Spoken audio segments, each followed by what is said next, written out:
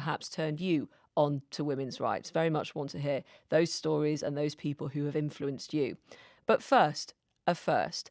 Yesterday, Sikh Women's Aid, the UK's only frontline service for Sikh women, released a new report about domestic abuse and child sexual abuse within the Sikh community.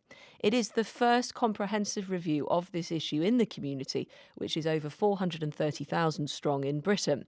It was conducted anonymously via anonymous surveys sent out over the summer, and the survey of nearly 700 respondents showed that 70% had experienced domestic violence, and other details that we'll get into shortly. But to tell us more, I'm going to be speaking to in a moment the co-founder of Sikh Women's Aid and co-author of the report, Shudesh Pal. But first, we're going to hear from a woman who we're calling Rani, who has experienced domestic abuse. Here is her story, voiced up by one of our producers. It started after I had my first child. It was a physical attack. I went to the police, it went to court, and he was cautioned. And then he changed tactics. It became mental, verbal, derogatory.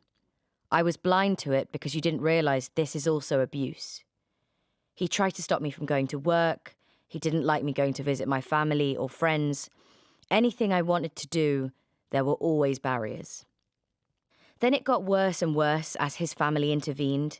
I was constantly put down in front of my kids, mind games, lies.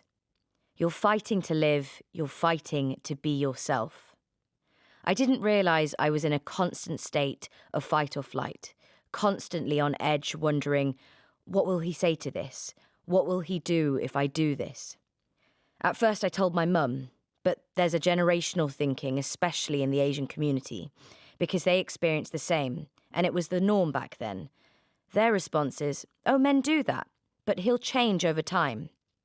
And probably their parents said that to them too, because they had to sit there and take it. They had no choice. So you're conditioned to think it's something that you have to tolerate. The impact of this on men can go both ways. Some men will see their mothers or sisters go through it, and they will never do the same to their partner. Others will think it's normal behaviour. I'm the alpha male. You're under my foot. I have the power and control. And they see you tolerating their abuse as weakness, which reinforces this power. It is all about power and control at the end of the day. That's a woman that we are calling Rani. And now I can talk to the co-founder of Sikh Women's Aid, Sadish Pal. Good morning. Good morning, Emma. Thank you for coming on the programme today and talking to us about the findings of this survey. Before we get into more detail, what was the motivation to carry this out? So Sikh Women's Aid actually launched its organisation only 6 months ago. So we're a newly formed organisation. But our work that we've been doing on a voluntary basis spans many, many years. I've been working in the sector for 26 years. And during COVID, we were inundated with calls coming through from people asking for help, asking for guidance, and part of the survey which identified the multiple perpetrators in the home. We believe that was part of the reason why people had had enough and they were reaching out. And so when we launched, initially, it wasn't to write a report. The survey wasn't carried out for that reason. We carried it out because we wanted to ensure that our services were fit for purpose and to help set up our business over the next few years. And so we wanted to engage with the community and consult with them. And also when you apply for funding, that's what funders want to understand and commissioners want to hear about, is how have you engaged the community and how have you evidenced that there's this need for this service. So that was the initial reason for us carrying out the survey. But we were so inundated with the number of responses. And then as we started looking at the interim findings, when we got to 500 respondents, we thought, we really need to pull this information together and to share it with other people, whether that's the community, whether that's commissioners, with partners, working in public health and so on, because people need to hear about these issues and concerns, because when we looked for research ourselves, there was very little out there. What struck you about the findings? So it's a really interesting question, because I've done this work for such a long time, and I know what's happening. I know what my community, we are a fantastic community. We do so much for, generally across the board. We provide so much selfless service. We volunteer so much. We have integrated so well in the UK. And when you look at research around the Sikh community, we are a very forward-thinking, a very developed community. But coming from this, I think part of the reason why women don't report is these issues. They feel they're not going to be believed, and so for me, and also, if I've just may, I was going to say, yeah, is there also that pressure, because you just made that point, to come in, yes, to absolutely, not bring shame on the community and make the community absolutely look bad? Yeah. It's about a belief system. So people see us as being in a certain way, and will people believe us? But also, we culturally, although the faith itself is that it's a very, very progressive faith. It's about equality. I always say the founder of Sikhism, Guru Nanak, he was, like, for me, was the first feminist. He talked against oppression. He condemned oppression against women, and he talked about equality between men and women. But there's the cultural aspect that hasn't disappeared, and that has come through with people emigrating to the UK. And so oppression is still happening. And in the survey, we asked about incidents. So we asked about domestic abuse and sexual abuse. But in our report, what we talk about is gender-based violence. So this is not just about incidents that happen as you get older, as children or as adults. This abuse and oppression starts actually much earlier than that. And this is from birth. Girls are seen as lesser, they're lesser value. As they grow up, they are taught they are lesser than their brothers. And therefore, when abuse takes place, by that time, it's almost been normalized. And therefore, if something is normal in your community, you're not going to see it as an issue. Therefore, you're not going to report it. People feel odd, people feel awkward. They may suffer from anxiety, but they may not even understand why they're feeling like that. And if they approach somebody and they talk to someone about it, like a family member, parents or in-laws, they're told to be quiet and to put up with it, because actually their older generation went through worse. And therefore, it's not that bad for the younger generation. Therefore, they shouldn't be moaning about it. And the cycle keeps going in that keeps way. Going, exactly. You've also spoken about, in the 6 months that you've been officially going, I recognise you've been doing the work for longer, but I think people will find that striking, that the Sikh Women's Aid organisation has only been going 6 months. You've said that of the South Asian community, Sikh women are the least likely to come forward about abuse. What do you put that particularity down to?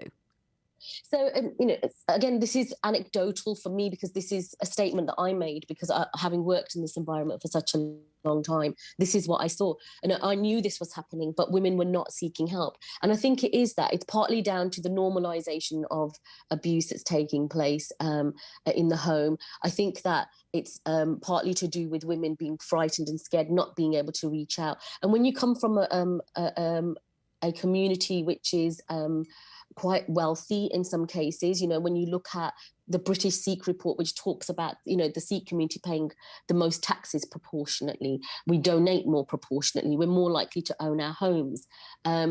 And so we're seen as this progressive community. When you're breaking away from that, if you want to challenge that community, that family that you're coming from, often women feel that they're not going to be left with anything. So when you're leaving and pulling your children out of, great homes, schools, etc., there's a level of guilt that women feel as well. And a lot of the women that we've worked with have also been women who've come from abroad. They've come here to the UK.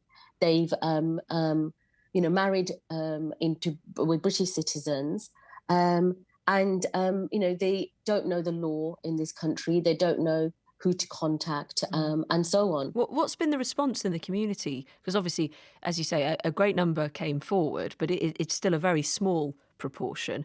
Have you had any response in the 24 hours since it's been out? And also, have any men spoken to you about this? We've had overwhelming support. to the report.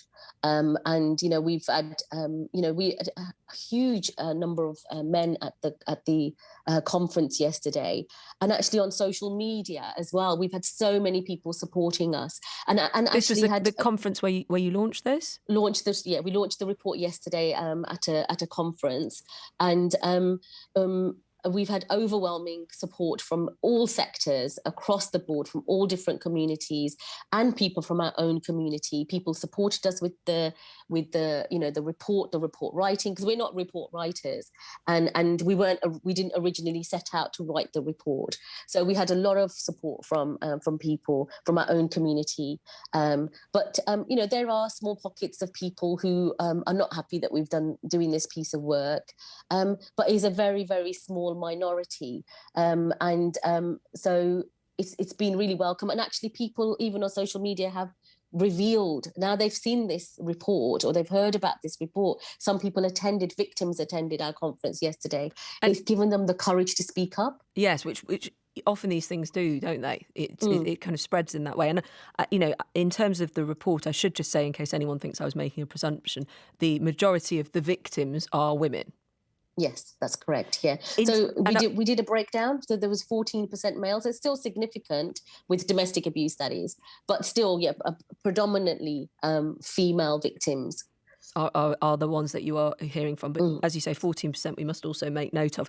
Just finally, what are you hoping to do to support those who are able to come forward and do want support?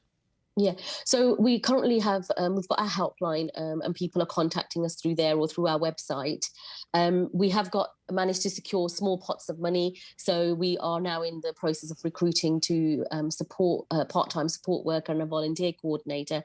And actually our time is voluntary as well, people who are working within the organisation at the moment. So I had 3 calls, if I tell you, 3 calls last night following the conference of people who needed help. And so people are reaching out, and we're doing what we can to help them. If they're local, we can support them one-to-one. If they're further afield, then we're referring them to the correct agencies local to them. Where are you based?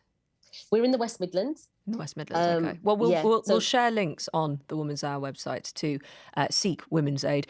Sadish Pal, thank you very much, the co-founder and co-author of that report and co-founder of Sikh Women's Aid, the first of its kind. And as I say, we will share links to those organisations or support services that we were just mentioning. Thank you.